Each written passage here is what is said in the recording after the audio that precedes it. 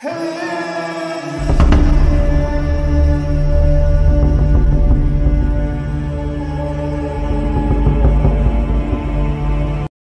علیکم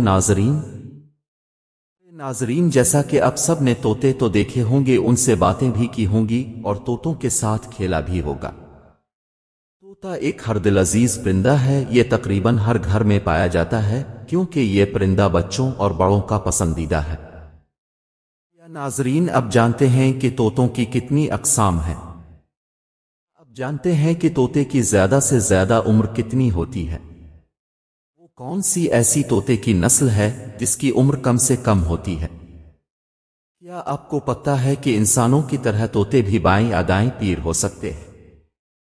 ناظرین گرامی، آج ان سب سوالوں کے جواب جاننے کے لیے ویڈیو کو آخر تک ضرور دیکھیے گا۔ امید کرتا ہوں آپ کو ویڈیو پسند آئے گی اور آپ کی معلومات میں اضافہ ہوگا، کیونکہ آج ہم آپ کو ایسے طوطوں کے بارے میں 10 راز بتانے والے ہیں کہ آج سے پہلے آپ کو کسی نے نہیں بتائے ہوں گے۔ جلدی سے اپنی ویڈیو شروع کرتے ہیں۔ نمبر 1۔ ناظرین گرامی، طوطوں کی سائز، رنگ اور رہائش کے لحاظ سے 390 سے زیادہ مختلف اقسام ہیں۔ نمبر 2۔ طوطوں کی کچھ نسلیں بہت لمبے عرصے تک زندہ رہ سکتی ہیں۔ اس میں بڑے طوطے جیسے مکاز اور کوکاٹو کی عمر 50 سے 100 سال سے زیادہ بھی ہو سکتی۔ نمبر 3۔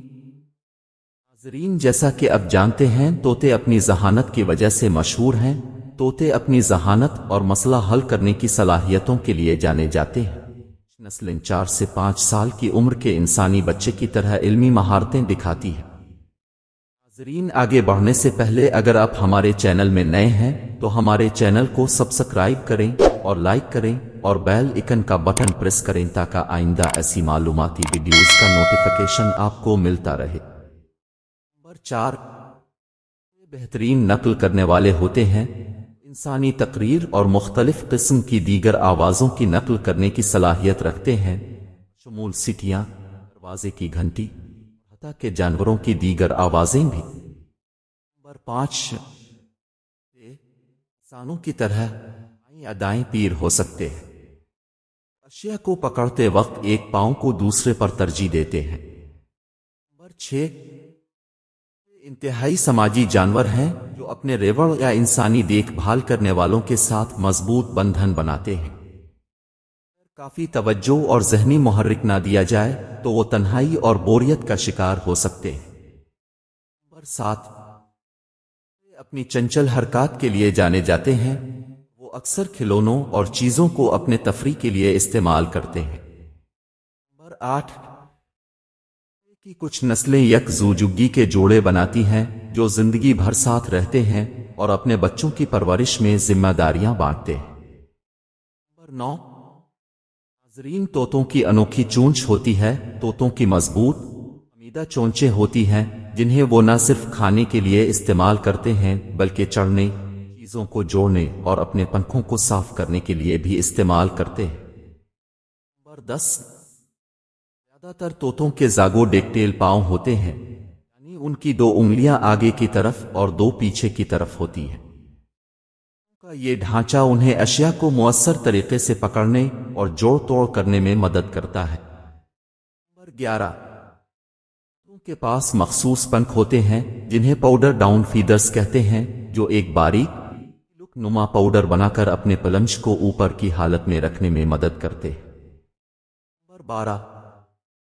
طوطے گلے لگانے والے رویے میں مشغول ہوتے ہیں، میں پیار کی علامت کے طور پر اپنے پسندیدہ انسانوں یا ساتھیوں کو جھنجھوڑنا اور ان کو پیش کرنا شامل ہے۔ نمبر 13۔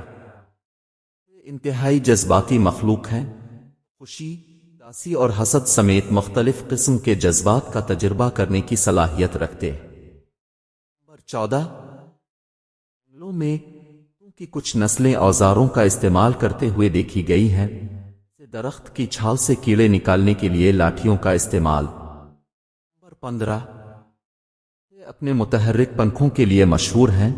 نہ صرف ایک بصری نظارے کے طور پر کام کرتے ہیں بلکہ صحبت کی نمائش اور سماجی تعاملات میں بھی اہم کردار ادا کرتے ہیں۔ نمبر 16۔ ناظرین گرامی، طوطے کی کچھ نسلیں ایسی ہیں جیسے مانک پیراکیٹ، ان کو کسی خطرے کا اندیشہ ہوتا ہے تو یہ اپنے آپ کو زمین پر لیٹا دیتا ہے، یعنی مردہ ہونے کا ڈرامہ کرتا ہے۔ نمبر 17، میں مسئلہ حل کرنے کی صلاحیتیں پائی گئی ہے۔ نے مسئلہ حل کرنے کی مہارت کا مظاہرہ کیا ہے، جیسے کہ خوراک تک رسائی حاصل کرنے کے لیے ٹولز کا استعمال اور پیچیدہ کاموں کو نیویگیٹ کرنا۔ نمبر 18، جنگلوں میں طوطوں کی خوراک مختلف ہوتی ہے، پھل، دار میوے، بیج، پھول اور یہاں تک کہ کچھ کیڑے بھی کھاتے ہیں۔ نمبر 19، کا نظام تنفس نازک ہوتا ہے اور وہ گھریلو صفائی کی مصنوعات، خوشبو والی موم بتیاں اور دھوئیں کے لیے حساس ہوتے ہیں۔ نمبر 20، ناظرین گرامی، سب سے آخر میں یہ بات بھی سچ ہے کہ طوطوں کو ہر وقت شکاریوں کا خطرہ رہتا ہے۔